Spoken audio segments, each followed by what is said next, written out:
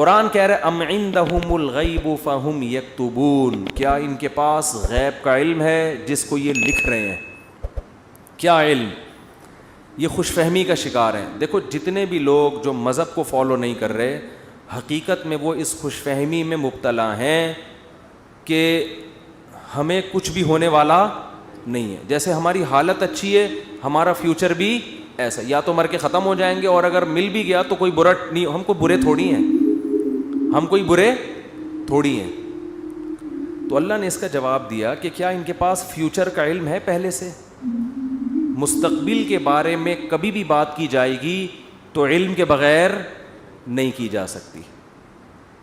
کوئی آدمی کہہ رہا ہے نا فیوچر میں ایسا ہونے والا ہے، تو آپ اس سے دلیل پوچھیں گے آپ کو کس نے بتایا؟ وہ تانے بانے ملائے گا، صغرے گبرے ملائے گا، تو پھر اس کے بعد اگر وہ ایسے ہی کہہ رہا ہے کل یہ ہو جائے گا، پرسوں یہ ہو جائے گا، دیکھو مستقبل کے بارے میں یہ کہوں کہ کل پیر ہے تو یہ بھی فیوچر کی خبر ہے.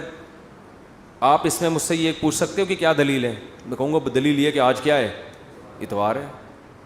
یہاں دلیل ہے، یہاں میرے لیے یہ دعویٰ کرنا درست ہے کہ کل کیا ہے؟ پیر ہے. لیکن اگر میرے پاس دلیل نہیں ہے اور میں کہوں کہ کل جو ہے وہ کل دنیا میں 3000 آدمی مر جائیں گے ایک ہی کسی حادثے میں، تو لوگ پوچھیں گے بھائی کیا دلیل ہے کسی حادثے میں 3000 آدمی مر جائیں گے؟ اب میرے ذمے کیا ہے؟ میں کہوں وہ ویسے ہی میرا ذوق کہہ رہا ہے. تو یار کوئی مانے گا کوئی؟ اچھا عجیب بات یہ ہے کہ روحانی عاملوں کی یہ باتیں مان لیتے ہیں لوگ. میں یہ کہوں نا کل 3000 آدمی ایک حادثے میں، اللہ نہ کرے مرے ہیں، میں ایک مثال دے رہا ہوں، تو لوگ کہیں گے کہاں سے پتہ چلا؟ لوگ کہیں گے بھائی جھوٹ بول رہے، اس کو کس نے بتایا؟ یا تو قاتلوں سے تعلقات ہیں جس نے مارنے کا ارادہ کیا ہے، ایسا بھی نہیں ہے تو یہ ہوائی بات ہوگی. لیکن یہی بات روحانی عامل کرے گا تو لوگ کیا کریں گے؟ حضرت کا علم ہے بھائی، حضرت کے پاس بولو علم ہے. ابھی روحانی عاملوں پہ نہیں جاؤں گا، پھر میں معین اختر کی طرح نا بلب کے رشتہ داروں کو بھی، تو اب تو میں روحانی عاملوں کے رشتہ داروں کو بھی اچھے الفاظ سے یاد نہیں کرتا. رشتہ داروں سے مراد وہی جو بلب کے رشتہ دار تھے. اب آپ کہیں گے بلب کے کون سے رشتہ دار ہوتے ہیں؟ ہمارے ہاں کبھی بھی جس بندے کو برا کہا جاتا ہے گالی اس کو نہیں دی جاتی، ہمیشہ اس کے رشتہ داروں کو ہمیشہ گالی دی جاتی ہے. یہ ہمارے ایک ٹرینڈ چل نکلا ہے.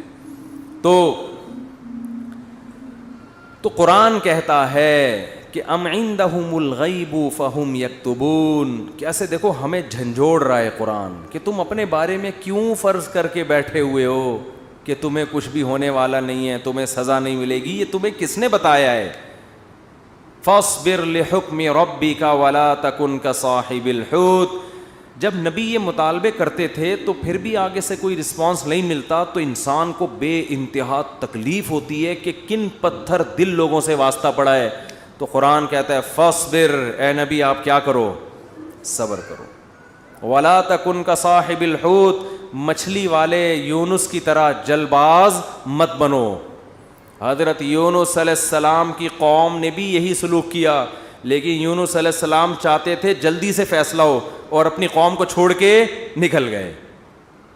تو اللہ نے اس پہ آپ کی تنبیہ کی. تو آپ بھی اے نبی جلد بازی مت کریں.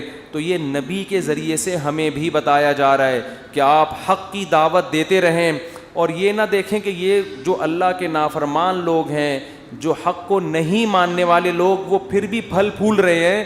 اس ٹینشن میں مت آؤ، کیونکہ اللہ انصاف کرتا ہے مگر اس میں دیر ہوتی ہے، اندھیر نہیں ہوتی. وہ لے گا انتقام، ان کو اپنے حال پہ چھوڑ دو. یہ اللہ کی حکمت اسی کا تقاضا کرتی ہے، چھوڑ دیا جائے اپنے حال پہ. آج جو اہل حق ہے نا ان کو بہت تکلیف ہوتی ہے کہ جب یہ ہم صحیح بات کر رہے ہیں لیکن آگے جواب جو مل رہا ہے وہ کیا مل رہا ہے؟ الٹا، کوئی مان کے نہیں دے رہا. تو اللہ فرماتے ہیں وَلَا تَكُنْ كَصَاحِبِ الْحُوتِ إِذْ نَادَى وَهُوَ مَكْظُومٌ. یونس علیہ السلام نے جلد بازی کی اور بالآخر اللہ کی طرف سے ان کو دنیا میں تنبیہ ہوئی ہے، سزا ملی ہے. اور وہ سزا کیا ملی؟ اذ نادا وہو مکظوم، مچھلی کے پیٹ میں گئے، غم سے گھٹ رہے تھے اور اللہ کو پکارا. فنادا فی الظلمات اللہ الہ الا انت سبحانک انی کنت من الظالمین. اے اللہ تیرے سوا کوئی عبادت کے لائق نہیں. غلطی کس کی ہے؟ میری غلطی ہے، میں نے اپنی جان پہ ظلم کیا. تو اللہ نے کیا کیا؟ مچھلی کے پیٹ سے نکال لیا. دیکھو یونس علیہ السلام نے اللہ کے حکم پہ کتنا عرصہ تبلیغ کی, قوم نے نالائقی کی, پھر بھی نہیں مانے. سزا بجائے قوم کو ملنے کے کس کو مل رہی ہے؟ بولتے کیوں نہیں؟ الٹا حضرت یونس علیہ السلام کو مل رہی ہے سزا. تو اب آپ بتاؤ کیسا پیغمبروں کا صبر کا پیمانہ ہے. ایسے موقع پہ بھی اللہ کے خلاف کوئی شکایت زبان سے بولو نہیں نکالا. کیوں؟ اللہ یونس علیہ السلام کے عمل میں ہمیں بتا رہے ہیں کہ دینداری کا یہ مطلب نہیں ہے کہ تم اچھے بنو گے تو اللہ کی نوازشیں آنا شروع ہو جائیں گی. دینداری کا مطلب یہ کہ جو اللہ کا کام ہے وہ اس کو کرنے دو. تمہارا کام ہے عاجزی انکساری, بس میں ہی غلط, صحیح ہو کے بھی کون غلط؟ میں غلط. ہمیشہ غلطی کس کی کھاتے میں ڈالنی ہے؟ بولتے کیوں نہیں؟ دیکھو ہم نماز پڑھتے ہیں, نماز کے بعد 3 دفعہ استغفر اللہ پڑھتے ہیں, تو کیا کسی نامحرم کو دیکھا ہوتا ہے ہم نے نماز میں؟ بولتے کیوں نہیں؟ تو کوئی تک بنتا ہے استغفر اللہ کا؟ یا ہم نے کوئی جرم کیا ہے, نماز پڑھی اور کیا کہلوایا جا رہا ہے؟ استغفر اللہ استغفر اللہ. بھائی اگر استغفر اللہ پڑھنا تھا تو یہ نماز پڑھی کیوں کی تم نے؟ ہمیں یہ بتایا جا رہا ہے کہ تم نیکی کر کے بھی کیا سمجھو جیسے تم نے گناہ کیا ہے. کیسے گناہ؟ نماز گناہ نہیں ہے بھائی. تم یہ کہو اے اللہ جس طرح سے پڑھنی چاہیے تھی اس طرح سے نہیں پڑھی میں نے, تو نیکی کر کے بھی کہا جا رہا ہے کہ ہم غلط ہیں. ہم نے اللہ جو پڑھنی تو ہمیں معاف کر دے, ہم سے نہیں ہوئی صحیح, ہم سے کام کیا ہو گیا؟ غلط ہو گیا. مجھے یاد ہے 25-30 سال پرانا قصہ ہے, چھوٹا بچہ تھا میں اس وقت. ایک تبلیغی جماعت میں نا ایک صاحب کے سال پہ سال لگ رہے تھے, پوری دنیا میں وہ ان کے سفر ہوئے, بڑا انہوں نے وقف کیا ہوا تھا اپنے آپ کو تبلیغی جماعت کے لیے. تو میرا ان سے ٹاکرا ہو گیا. وہ مجھے سمجھانے لگے جماعت میں نکلو سیرو سے, جیسے تبلیغ والے کرتے ہیں. اب مجھے پتا تھا یہ بہت ہی پرانے کھیڑو ہیں اور ان کی تو زندگیاں گزر گئی ہیں اس کام میں. میں نے کہا ماشاء اللہ اللہ نے آپ سے بڑا کام لیا ہے تبلیغ کا. کہتے ہیں میں نے بہت بگاڑا ہے تبلیغ کے کام کو. کہہ رہے ہیں ہم تو کام بنانے والے نہیں, کس میں ہم تو بگاڑنے. کہہ رہے ہیں میں تو بگاڑ ہی رہا ہوں جب سے. مجھے ان کا یہ اسٹائل بہت اچھا لگا. یعنی اپنے آپ کو کہہ رہے ہیں کہ تبلیغی جماعت میں اگر کوئی خرابی ہے تو وہ کس کی وجہ سے ہے؟ بولو. وہ اپنے بارے میں کہہ رہے ہیں وہ کس کی وجہ سے, مجھے نہیں کہہ رہے تھے, اپنے بارے میں کہہ رہے تھے. وہ کس کی وجہ سے؟ میری وجہ سے. کہہ رہے ہیں ہم کام بنانے والے نہیں بلکہ بگاڑنے والے ہیں. اب کوئی فسادی ہوتا تو کہتا ہے جب بگاڑنے والا تو کر کیوں رہا ہے پھر ہمیں؟ یہ تو اس نے خود کہا ہے, اپنی زبان سے بولا ہے کہ ہم بگاڑنے والے ہیں. یوٹیوب پہ کلپ ڈالتا ہے, یہ دیکھو خود.